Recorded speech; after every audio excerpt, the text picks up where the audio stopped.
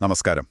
ഇന്ന് നമ്മളൊന്ന് വിശദമായി നോക്കുന്നത് international financial services centres authority IFSCA എങ്ങനെയാണ് അവരുടെ നിയമങ്ങളും മറ്റ് നിർദ്ദേശങ്ങളുമൊക്കെ ഉണ്ടാക്കുന്നത് എന്നാണ്. അതെ, പ്രത്യേകിച്ചും 2025 വന്ന പുതിയ നടപടിക്രമങ്ങൾ, അതിനെക്കുറിച്ചുള്ള ഗസറ്റ് വിജ്ഞാപനം നമ്മുടെ കയ്യിലുണ്ട്. ശരിയാണ്.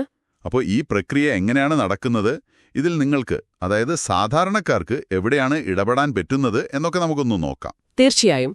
IFSCA പോലൊരു സ്ഥാപനത്തിന്റെ നിയമനിർമ്മാണ രീതി അത് വളരെ പ്രധാനപ്പെട്ടതാണ്.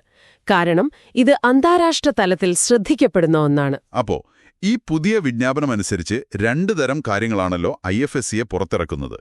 ഒന്ന് റെഗുലേഷൻസ്, പിന്നെ സബ്സിഡറി ഇൻസ്ട്രക്ഷൻസ്. അതെ, റെഗുലേഷൻസ് എന്ന് പറഞ്ഞാൽ പ്രധാനപ്പെട്ട നിയമങ്ങൾ, കുറച്ചുകൂടി അടിസ്ഥാനപരമായ കാര്യങ്ങൾ. ഓക്കെ. സബ്സിഡിയറി ഇൻസ്ട്രക്ഷൻസ് എന്ന് പറയുമ്പോൾ ഒരുപക്ഷേ ഈ റെഗുലേഷനുകളെ നടപ്പാക്കാനുള്ള കൂടുതൽ വിശദമായ മാർഗനിർദ്ദേശങ്ങൾ, അല്ലെങ്കിൽ ചെറിയ മാറ്റങ്ങൾ, വ്യക്തത വരുത്തൽ, അങ്ങനെയൊക്കെ ആവാം. ശരി. ഇത് രണ്ടുമുണ്ടാക്കുന്നതിന് ഒരേപോലത്തെ നടപടിക്രമങ്ങൾ തന്നെയാണോ പാലിക്കേണ്ടത്? മിക്കവാറും അതെ. എന്നാൽ ചില ഒഴിവാക്കലുകളുണ്ട്.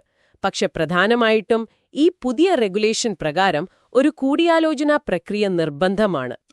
കൂടിയാലോചന അതെങ്ങനെയാണ് നടക്കുന്നത്?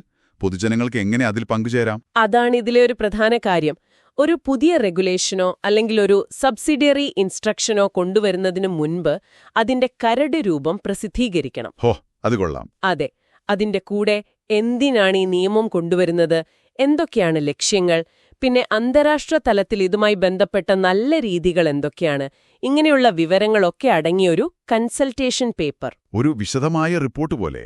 അതെ, അത് IFSCAയുടെ വെബ്സൈറ്റിൽ ലഭ്യമാക്കും. എന്നിട്ട് പൊതുജനങ്ങൾക്ക് അഭിപ്രായം അറിയിക്കാൻ സമയം നൽകും. എത്ര സമയമാണ് സാധാരണ കൊടുക്കുക? കുറഞ്ഞത് 21 കാലണ്ടർ ദിവസങ്ങൾ. അത് മിനിമമാണ്. നിങ്ങൾക്ക് ആ സമയത്ത് നിങ്ങളുടെ അഭിപ്രായങ്ങൾ, നിർദ്ദേശങ്ങൾ ഒക്കെ അറിയിക്കാം. 21 ദിവസം. ചിലപ്പോൾ ഈ സാമ്പത്തിക കാര്യങ്ങളൊക്കെ കുറച്ച് സങ്കീർണമല്ലേ?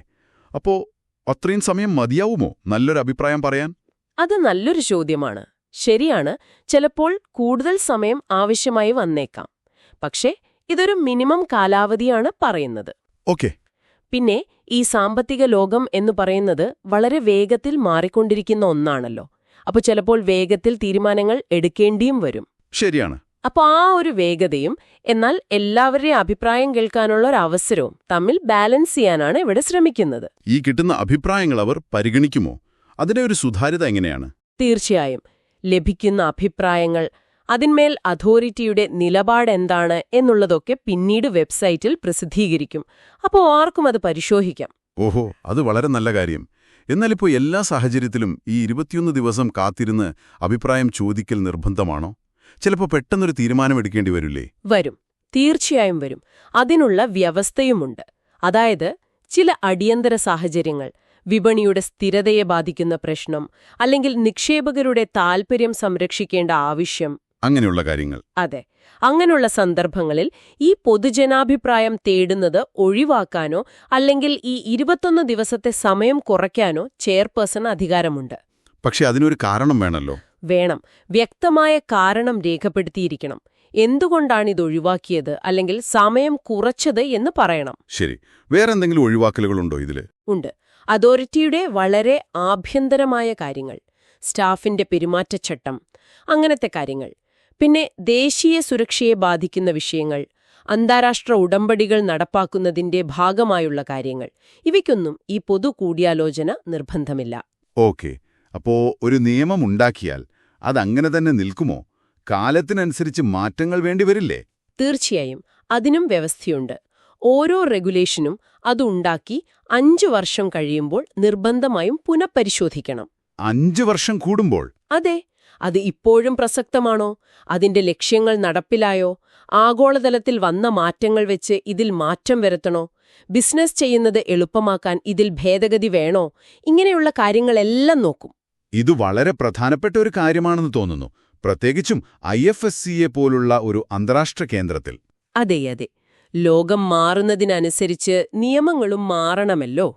ഇതിനു പുറമേ ചില പ്രധാനപ്പെട്ട വിഷയങ്ങൾ പഠിക്കാൻ വേണ്ടി ഇൻഡിപെൻഡന്റ് തീമാറ്റിക് റിവ്യൂ കമ്മിറ്റികളെ, അതായത് ITRCകളെ നിയമിക്കാനും വ്യവസ്ഥയുണ്ട്.